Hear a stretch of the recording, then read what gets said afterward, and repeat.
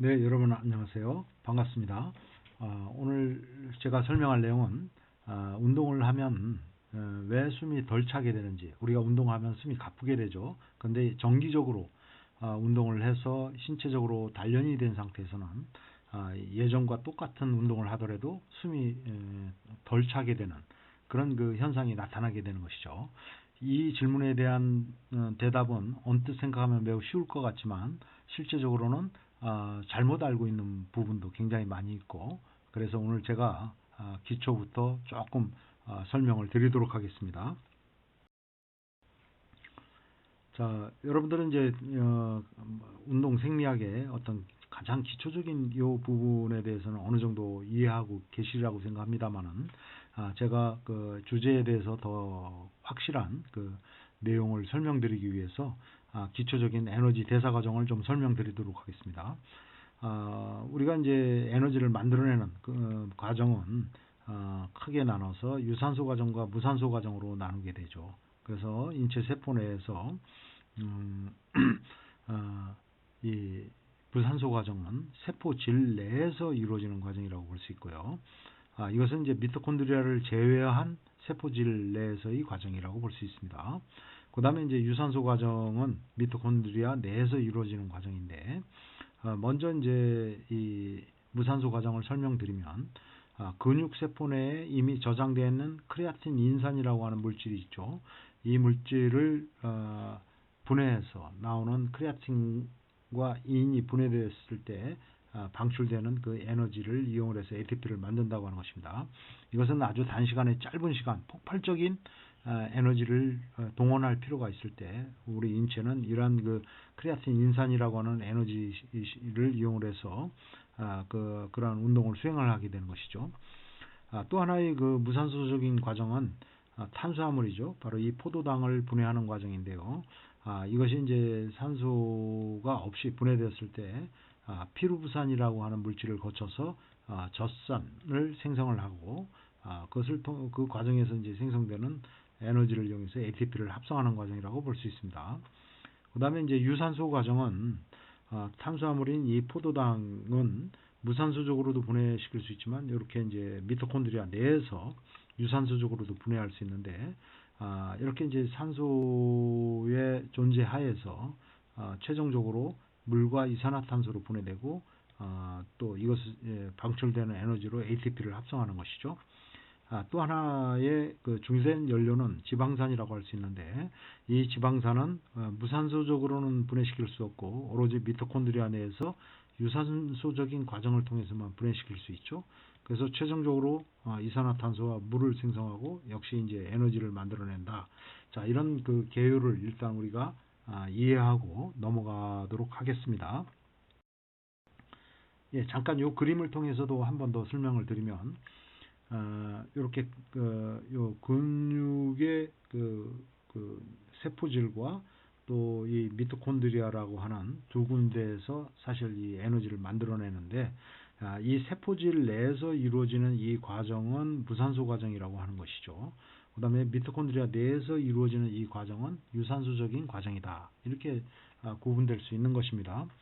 근데 이제 무산소 과정 중에 아까 말씀드린 크레아틴 인산이 분해되면서 나오는 에너지를 가지고 빠른 그 에너지 동원에 필요할 때 바로 이 방법을 인체는 이용을 하게 되는 것이죠.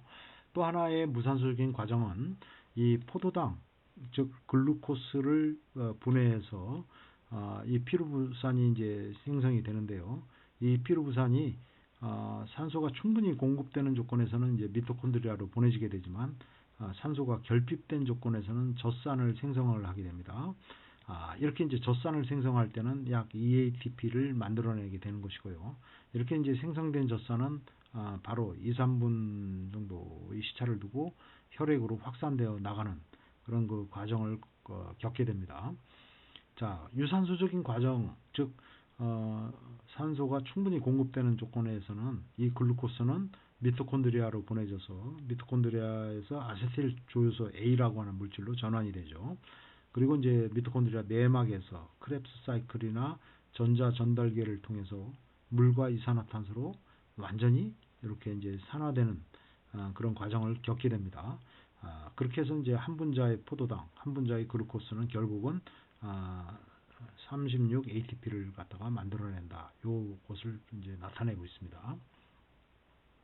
자, 이처럼 이제 글루코스는 무산소적으로도 그다음에 유산소적으로도 이렇게 분해할 수 있지만, 즉 탄수화물은 이렇게 분해할 수 있지만, 이 지방산이라는 연료는 무산소적으로는 우리가 분해시킬 수 없죠. 그래서 이것이 미토콘드리아로 보내지게 돼서 베타 산화 과정이라는 과정을 거치게 됩니다. 그렇게 해서 이제 다량의 아세틸조효소 A를 역시 생성을 합니다. 베타 산화 과정을 통해서 아세틸조효소 A를 생성하고, 이것이 이제 크랩스 사이클과 전자전달기를 거치면서 역시 다량의 이산화탄소와 물을 생성하게 되는 것이죠. 그렇게 하면서 이제 ATP를 합성하게 되는데, 여기서 방출되는 에너지로 ATP를 약 130 ATP나 147 ATP를 생성합니다. 이렇게 이제 지방산의 경우에는 지방산의 종류에 따라서 뭐 짧은 사슬 지방산은 상대적으로 더 적은 ATP를 생성하고, 그 다음에 더 긴 사슬 지방산은 그 안에 포함되어 있는 화학적 에너지가 많기 때문에 완전히 분해되면서 더 많은 ATP를 생성하게 된다고 볼 수 있습니다. 어쨌든 여기서 제가 주된 포인트는 이 글루코스가 무산소적으로 분해되어서 피루부산을 생성하고, 산소가 결핍된 무산소적인 과정에서는 젖산을 생성한다고 하는 것입니다. 그러나 이제 유산소 과정을 통해서는 이렇게 미토콘드리아로 보내져서 아세틸조효소 A로 전환이 되고, 이후 최종적으로 완전히 산화된다. 물과 이산화탄소로 산화된다고 볼 수 있습니다. 자, 그러면 이제 제가 요 그림은 무산소성 역치라고 하는 것을 보여드리고 있는 것인데요. 무산소성 역치는 이제 젖산 역치와 환기 역치가 있습니다. 그러면 이제 이 젖산 역치라고 하는 것은 무엇이냐 하면은, 이 그래프에서 이렇게 나타내고 있는 것은 X축은 운동 강도를 나타내는 것입니다. 그래서 이제 우리가 운동 강도를 점진적으로 높여 나갔을 때 산소의 섭취량, 산소 소비량도 이렇게 쭉 증가하기 때문에 이것을 여러분들은 운동 강도로 이해를 하면 되겠습니다. 자, 이렇게 운동 강도를 점진적으로 높여 나갔을 때 요 파란색으로 보이는 이 그래프가 혈액 중 젖산의 변화 양상을 나타낸 것인데요. 운동 강도가 비교적 낮은 강도에서는 젖산 농도가 거의 변화가 없죠. 당연히 그 이유는 이렇게 운동 강도가 낮은 상태로 계속 운동할 때는 그 운동에 필요한 에너지가 대부분 유산소적인 대사 과정을 통해서 충족될 수 있기 때문에 젖산이 생성될 일이 없죠. 그러나 이제 운동 강도가 어느 순간 점차적으로 높아지게 되면은 유산소적인 과정만을 통해서는 그 필요한 에너지를 전부 충당할 수 없고, 결국 무산소적인 과정에 의해서 그 운동을 수행할 수밖에 없게 됩니다. 그렇게 되면 이제 젖산 생성량이 급격하게 증가하게 되는 것이죠. 그래서 이제 어느 시점에 가서는 젖산을 제거하는 속도보다 젖산을 생성시키는 속도가 높아지면서 어느 시점에서 젖산이 급격하게 증가하기 시작하는 바로 그 시점이 나타나는데, 바로 그 시점을 젖산 역치라고 이야기를 하는 것입니다. 그리고 이제 이 젖산 역치를 무산소성 역치다 이렇게 얘기를 하는데요. 이렇게 이제 젖산이 급격하게 증가하는 시점은 이 환기 역치라고 하는 이거와 아주 밀접한 관련을 가지고 있습니다. 즉, 이 환기 역치는 젖산 역치와 거의 같은 시점에, 아니면 젖산 역치에 바로 뒤이어서 나타나는데요. 이 노란색으로 표시되는 것이 결국 우리의 환기량, 운동 강도를 점차적으로 높여 나갔을 때 우리의 환기량은, 즉 우리의 호흡량이라고도 볼 수 있습니다. 환기량은 여기 분당 환기량으로 되어 있는데, 1분 동안 우리가 들여 마시거나 또는 이제 우리가 1분 동안 내쉬는 양, 그 둘 중 어느 하나는 똑같다고 볼 수 있습니다. 두 개의 내쉬는 양과 들여 마시는 양은 똑같다고 볼 수 있습니다. 그 어느 하나의 그 공기량을 분당 환기량이라고 이야기를 하는데, 당연히 이제 운동 강도가 높아지면서 분당 환기량은 직선적인 이렇게 쭉 직선적으로 증가하는 양상을 보이게 되죠. 근데 어느 시점에서 이런 직선적인 증가 양상을 벗어나서 급격하게 이 환기량도 증가하는 그런 그 현상을 보인다는 것이죠. 이렇게 환기량이 급격하게 증가하는 이 시점은 젖산 역치가 나타나는 시점과 거의 동일 시점에 나타나거나 바로 뒤이어서 나타난다. 그렇기 때문에 이 두 가지는 이 역치 두 가지는 굉장히 상호 영향을 미치는 그런 관계라고 볼 수 있습니다. 자, 그럼 이런 환기 역치는 왜 나타나는가 보면은, 말씀드렸듯이 운동 강도를 높여나감에 따라 혈중 젖산 농도가 급격히 증가하는 그 시점이 젖산 역치라고 그랬습니다. 그러면 이 젖산은 약 2, 3분의 시차를 두면서 계속 혈액으로 빠져나오게 되죠. 그렇게 되면 이제 혈액 중에 혈중 젖산 농도가 급격히 높아지면서, 그렇게 되면 이제 혈액 중에는 이것을 이제 완충시키는 완충제가 있는데, 이런 그 혈액 중에 있는 완충 물질에 의해서 이것을 이제 완충시키게 됩니다. 그 과정에서 이산화탄소가 다량으로 발생하게 되는데, 이 다량으로 발생한 이산화탄소는 혈액 중에 높아진 이 이산화탄소는 우리 뇌의 숨내라고 그러죠. 연술하고도 그리고 여기에 있는 이제 호흡 중추를 자극하게 되는 것이죠. 그렇게 함으로써 이제 환기량이 급격하게 증가함으로써 더 많은 양의 이산화탄소를 우리가 밖으로 배출시킬 수 있게 되는 것이죠. 자, 이러한 그 반응에 의해서 환기량이 증가하는 이런 시점이 나타난다라고 볼 수 있고, 그것은 바로 젖산이 급격하게 증가하는 시점과 관련이 있다고 하는 것입니다. 자, 그것을 우리가 그림으로 더 이제 클리어하게 다시 한번 설명을 드리도록 하겠습니다. 자, 이 근육을 나타내고 있는 것이죠. 이제 근육이 운동을 수행을 할 때, 아까 말씀드렸듯이 점진적으로 계속해서 운동을 수행할 때, 낮은 강도의 운동에서는 대부분 이 글루코스가, 즉 포도당이 피루부산을 거쳐서 대부분 이제 이 미토콘드리아로 보내지게 되죠. 그러면 이 미토콘드리아에서는 말씀드렸듯이 아세틸조효소 A라고 하는 물질로 전환이 되고, 이어서 크랩스 사이클과 전자 전달계라는 그런 이제 회로를 거쳐서 계속적인 산화 과정을 거치게 되고, 최종적으로 물과 이산화탄소를 생성을 하게 되는 것이죠. 그러나 이제 계속해서 운동 강도를 높여 나가다 보니까 이 과정만을 통해서는 그 운동의 작업량에 상응하는 그런 그 에너지를 충당할 수 없으니까 결국 무산소 과정을 통해서 이제 에너지를 더 많이 만들어내기 시작합니다. 그 결과로 발생하는 것이 이 젖산이라고 하는 이 물질이죠. 여기 LAH라고 되어 있는데요. 이것이 이제 젖산을 나타내는 것이라고 여러분 이해하시면 되겠습니다. 그러면 이제 젖산은 아까 말씀드렸듯이 한 2, 3분의 시차를 두고 혈액 중으로 쫙 이렇게 확산되어서 나오게 됩니다. 그러면 이 젖산은 사실은 이제 약 70% 정도는 이것이 그 다른 근육으로 가서 뭐 심장과 같은 그런 근육이 대표적인데요. 심장 근육이나 그 밖에 다른 근육으로 보내져서 거기서 이제 미토콘드리아 내에서 완전히 또 다시 산화되는 그런 과정을 거치게 됩니다. 그래서 이제 약 70%는 그렇게 산화되고, 약 20%의 젖산은 간으로 보내지게 되죠. 이 간에서 이 젖산은 결국 피루부산으로 재전환이 되고, 이어서 이제 글루코스로 전환이 되는 과정을 겪게 됩니다. 그렇게 하면서 이제 글루코스가 다시 혈액으로 이렇게 내보내지게 되는 것이죠. 이렇게 이제 젖산이라고 하는 물질, 이것을 이렇게 글루코스로 재차 전환시키는 이 과정을 당신생 과정이다. 글리코니오제니시스라고 얘기합니다. 어쨌든 이 당신생 과정을 통해서 이렇게 젖산이 제거되는데, 이것은 약 20% 생성되는 젖산의 약 20%가 바로 이 과정을 통해서 제거된다. 이렇게 볼 수 있습니다. 그리고 이제 뭐 이 과정을 발견한 사람의 이름을 따서 이것을 코리사이클이다. 이렇게 얘기합니다. 나머지 한 10%는 이 젖산이 이제 아미노산으로 전환이 되게 되죠.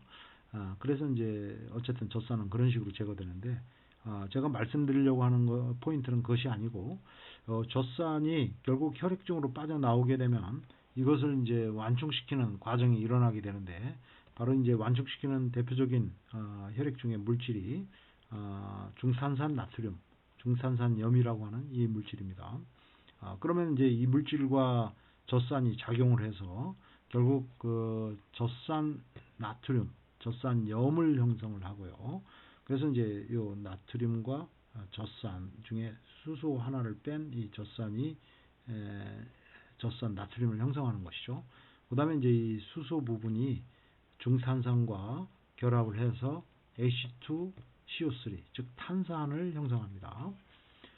그러면 이제 이 탄산이라고 하는 것은 어디로 보내지느냐? 결국 쭉 심장이 아니라 폐로 이제 가게 되는 것이죠. 그러면 이 폐에서는 이 탄산이 탄산 탈수 효소라고 하는 그 효소의 작용에 의해서 물과 이산화탄소를 이렇게 분해되게 됩니다.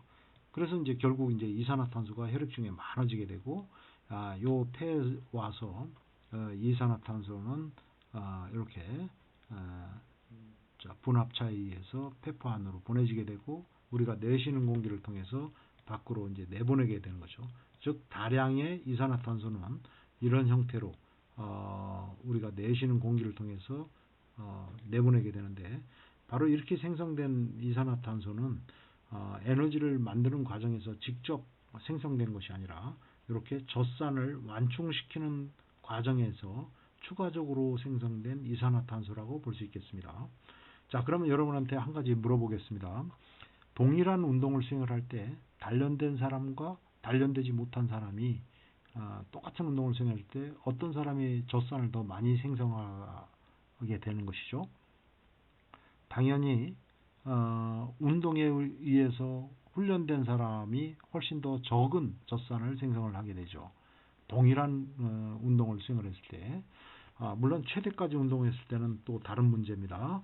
그렇지만 동일한 최대하의 운동을 수행을 했을 때 신체적으로 단련되지 않은 사람은 훨씬 더 많은 젖산을 생성한다. 그 이유는 동일한 운동을 수행을 하더라도 단련되지 않은 사람은 그 운동을 보다 무산소적으로 수행을 하기 때문에 그렇다고 할 수 있습니다.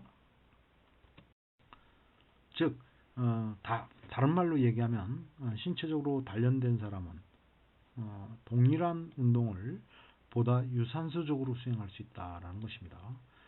그렇게 되면은 똑같은 운동을 해도 젖산의 생성률이, 축적률이 더 적을 수밖에 없는 것이죠. 앞서 설명드린 그림을 식으로 나타낸 것인데요. 이렇게 운동에 의해서 발생된 젖산이 혈액으로 쭉 나와서 중탄산염에 의해서 완충되는 과정이 일어나게 되는 것이죠. 그래서 요거와 중탄산 나트륨과 작용을 해서 젖산 나트륨이라고 하는 물질을 생성을 합니다. 젖산염을 생성하는 것이죠. 그 다음에 이제 요 수소 하나가 중탄산과 이렇게 결합되어서 탄산을 형성을 합니다. 그러면 말씀드렸듯이 탄산은 결국 우리 폐로 가게 되죠. 이 탄산은 폐에서 탄산 탈수 요소의 작용에 의해서 결국 물과 이산화탄소로 분해되게 됩니다. 이렇게 해서 이 이산화탄소는 에너지를 생성하는 과정에서 생성된 게 아니라 젖산을 완충시키는 과정에서 추가적으로 발생한 것이죠. 어쨌든 이 과정에 의해서 이산화탄소가 혈액 중 많이 생성이 되면 이게 폐를 통해서 이제 배출되는데, 어쨌든 이 과정에서 이산화탄소의 혈중 농도가 급증하게 되면 이것이 우리의 호흡 중추를 자극하게 되는 것이죠. 그렇게 함으로써 우리는 이제 숨을 더욱더 가쁘게 환기량을 급증시키는 그런 반응이 나타나게 되는 것입니다. 그것을 통해서 이제 이산화탄소를 보다 더 빨리 많이 배출시킬 수 있게 되는 것입니다. 자, 그러면 이제 처음에 질문으로 돌아가서 운동을 하면서 숨이 덜 차게 되는 이유는 무엇일까요? 많은 사람들이 잘못 알고 있는 것이 폐활량이 늘어나서 숨이 덜 차게 된다 이렇게 얘기하는데 대부분의 경우 이건 사실이 아닙니다. 즉 폐에 특별한 기능에 문제가 없고 질병이 없다면은 건강한 사람의 경우 특히 운동을 하면서 숨이 덜 차는 것은 폐활량과는 거의 상관이 없다. 이렇게 말씀드릴 수 있습니다. 즉 폐활량이 늘어서가 아니라 인체에 산소를 수송하는 수송 능력과 또 산소를 이용하는 능력이 개선되기 때문인데, 그렇다면 산소 수송 능력이 증가했다는 것은 무엇을 의미하는 거냐?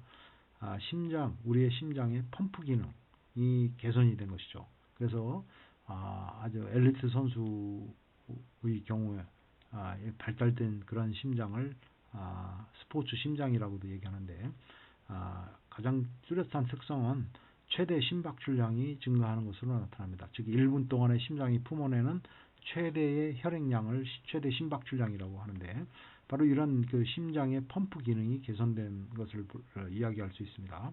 그 다음에 이제 모세혈관의 밀도도 상당히 크게 증가할 수 있는 그런 그 인체의 어떤 기능적, 형태적 변화라고 볼 수 있습니다. 그 다음에 이제 이 두 가지만큼 중요한 요소는 아니지만 총 혈액량이 증가하는데, 그 중에는 이제 이 산소를 수송하는 운반 역할을 하죠. 수송 차량이라고 할 수 있는 총 적혈구 수도 증가하고, 또 적혈구 내에 있는 이 산소와 결합하는 헤모글로빈 양도 증가하게 됩니다. 이런 것들이 이제 산소 수송 능력이 개선되는 것으로 이야기할 수 있고요. 그 다음에 이제 산소를 많이 수송해도 이것을 잘 이용하지 못하면 헛수고죠. 그런데 이제 우리 근육은 이러한 그 변화를 운동에 의해서 겪게 된다. 그것은 바로 산소를 이용해서 ATP를 합성하는 공장의 역할을 하는 거죠. 산소를 이용해서 에너지를 만들어내는 공장의 역할을 하는 미토콘드리아, 이거의 수가 증가한다는 것입니다. 또 물론 크기도 증가하고, 그래서 이제 이 미토콘드리아의 기능적인 측면이 또 개선된다는 것입니다. 그 다음에 또 무엇보다도 근육에 있는 산소와 결합하는 물질이죠.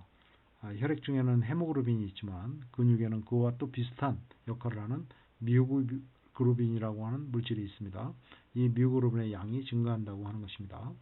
그 다음에 이제 미토콘드리아 내에서 이 에너지 과정에 관여하는, 즉 산소를 이용해서 에너지를 만들어내는 과정에서 중요한 작용을 하는 그런 효소들, 뭐 시토크롬 옥시데이스와 같은 효소를 들 수 있습니다. 즉 전자 전달계에서 작용하는 이러한 그 산화 효소들의 활성도가 높은 것으로 그렇게 밝혀지고 있습니다. 자, 이런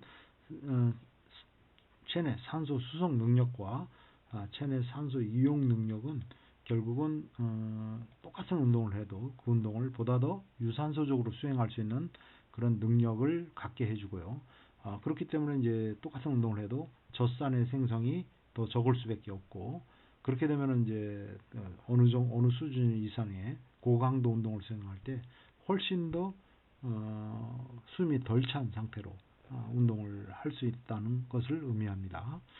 결국 이런 그 체내 산소 수송 능력과 산소 이용 능력을 나타내는 한 가지 지표, 중요한 지표가 최대 산소 섭취량으로 VO2 max라고 이렇게 기호로 나타나게 되죠.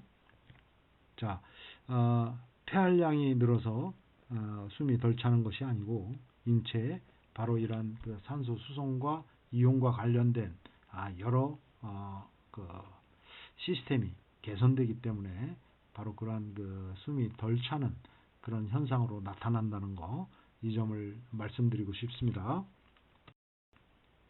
네, 끝까지 경청해 주셔서 대단히 감사합니다.